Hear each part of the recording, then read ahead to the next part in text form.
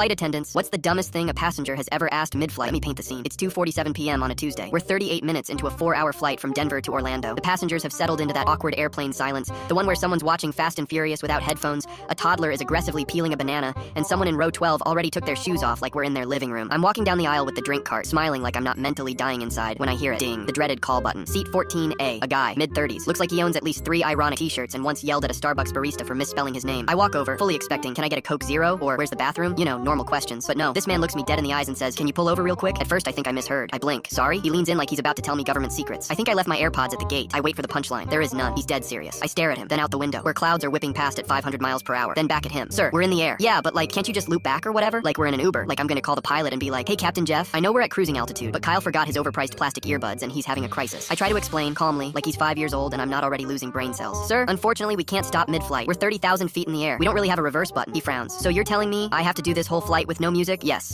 that's exactly what I'm saying. Then, and I wish I were making this up, he pulls out his phone, holds it up to my face and says, well, can you at least connect this to the plane Bluetooth? The plane what now? He points to the overhead speakers. Like, just connect my phone to the plane. I can play it for everyone. Sir, what? The woman next to him, bless her soul, is slowly putting her tray table up like she's preparing for crash landing. I say, sir, there's no plane Bluetooth. Those speakers are for safety announcements. You can't just hijack the intercom and DJ the cabin. He sighs like I'm the unreasonable one. Wow, okay, didn't realize y'all were anti-music. At this point, he starts sulking. Legit sulking. Crossed arms, head tilted back like he's starring in a tragic music video that no one can hear because, again, he has no AirPods. He turns to the woman next to him and says, people in first class probably get backup headphones. She replies without missing a beat. They also get common sense. I have to walk away before I snort laugh. Fast forward 30 minutes. We hit some light turbulence. Nothing major. The seatbelt sign dings. And guess who hits the call button again? Ding. 14A. Of course. I walk back. Yes, sir? He goes, yeah. Can I get out real quick? I think I left something in the overhead bin. Sir, we're in turbulence. Yeah, but it's just my protein powder. I don't trust it being that far away. Is he worried it's going to escape? Start bulking up without him? I tell him he needs to remain seated, like every other passenger not trying to break their neck for a scoop of whey. He grumbles, pulls out a snack bar like he's punishing us all, and starts chewing dramatically. The next 2 hours, he keeps pressing the touchscreen on the seat back like he's trying to win a casino jackpot, slapping it, jabbing it, then calls me over again. This thing's broken. Sir, you're on the safety video. That's not interactive. He deadpan replies, well, that's a design flaw. By the time we land, I've aged a full presidential term. I swear the wheels hadn't even touched the ground yet, and he was standing, yanking his bag out of the overhead bin like we were in a race. He pushes past 5 people, gets to the front, turns to me and says, sorry if I was a little demanding. I just have a lot of flight anxiety. Sir, you don't have flight anxiety. You have main character syndrome. As he walked off the plane, I swear on all that is holy, his AirPods fell out of his hoodie pocket. He looked at them, looked at me, and said, oh my god, they were with me the whole time, then winked, like this was a bit. I have never had to resist throwing someone out of an aircraft harder in my entire career. Next flight, I'm bringing a bottle of baby oil, wine, and a stress ball. And if anyone asks if we can swing by the gate real quick, I'm pulling the emergency slide and walking home.